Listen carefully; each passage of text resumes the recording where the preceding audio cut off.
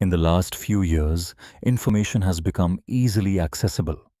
Financial websites, news platforms, YouTube channels, and apps provide enormous amounts of data. But with this explosion of information, life has actually become more difficult for investors. The real challenge today is not getting information, but filtering and selecting the right companies for long-term investment. To help simplify this process, here is a detailed, practical framework based entirely on objective financial parameters.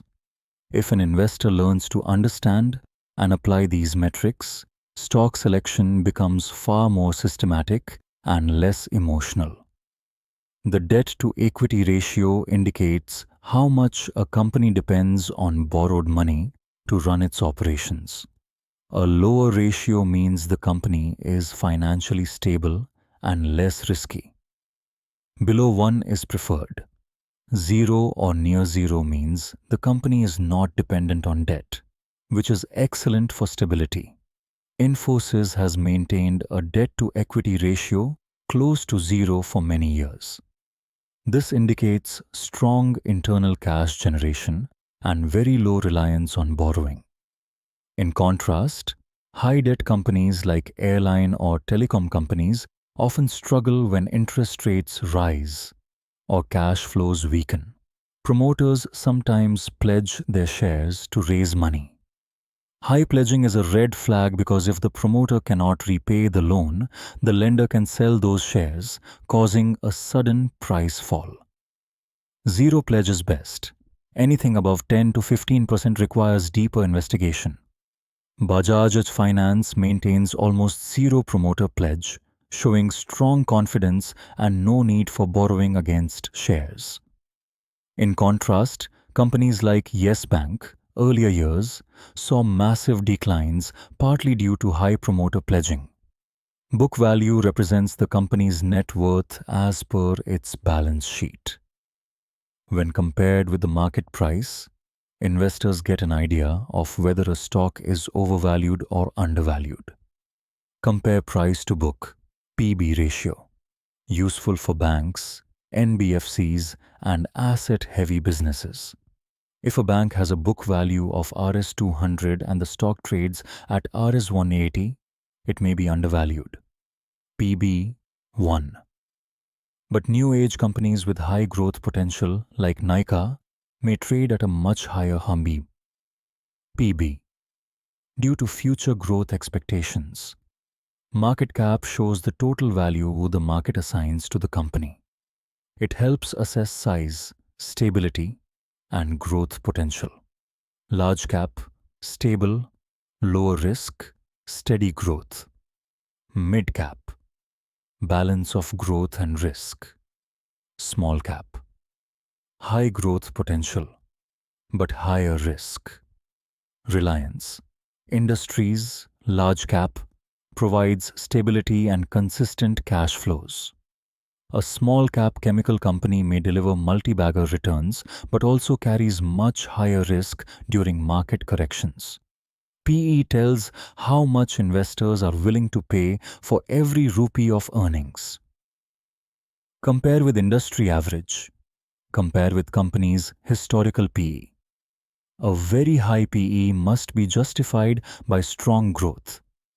Asian Paints trades at a high PE because of strong brand, cash flow, and consistent growth. A high PE with no earnings growth, like some PCSU stocks in past decades, signals overvaluation. ROCE measures how efficiently a company uses total capital. Debt plus equity. Above 15% is considered good. High R, OCE, strong business model, and efficient management. Page Industries and Avenue Supermarts, DMart, consistently show high ROCE, showing management efficiency. Asset-heavy sectors like power and infrastructure usually have lower ROCE. ROE indicates how effectively the company generates profits from shareholders' funds. above 15% is ideal for long-term compounding. Must be consistent year after year. HDFC Bank has maintained high ROE for decades, making it a compounding machine. A company with high ROE but falling profits is a warning sign. ROE must be supported by strong earnings. PE-G ratio adjusts PE for the company's future earnings growth.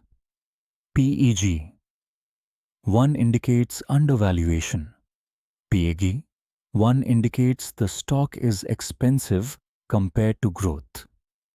If a company has PE ER 20, growth rate is 25%, PEG is 0.8. Attractive. A high-growth IT company with PE 50 and growth 10% will have PEG 5. Overvalued. Strong operating cash flow shows that the company can generate real money from its business, not just accounting profits. Cash flow from operations should be positive and growing, must be in line with net profit. Maruti Suzuki generates consistent cash flows even in slowdowns, a sign of strong business fundamentals. Operating profit margin shows how much profit the company makes from its core operations. It must be stable or rising. Year-over-year or quarter-over-quarter improvement shows good pricing power and cost control. A company like Nestlé with rising OPM indicates strong brand power and control over expenses. Falling OPM in a commodity-based company often indicates rising raw material costs or poor pricing power. In a world filled with information overload, stock selection becomes easy only when we rely on simple, proven financial parameters. Metrics like DE ratio, ROCE, ROE, PE, PG, and cash flow help investors filter out weak companies and focus on fundamentally strong ones. By applying these parameters systematically, investors can reduce risk and build a high-quality, long-term portfolio with confidence. If you found this video valuable, please like, share, and subscribe. Do share your suggestions in the comments on what topic you would like me to cover next.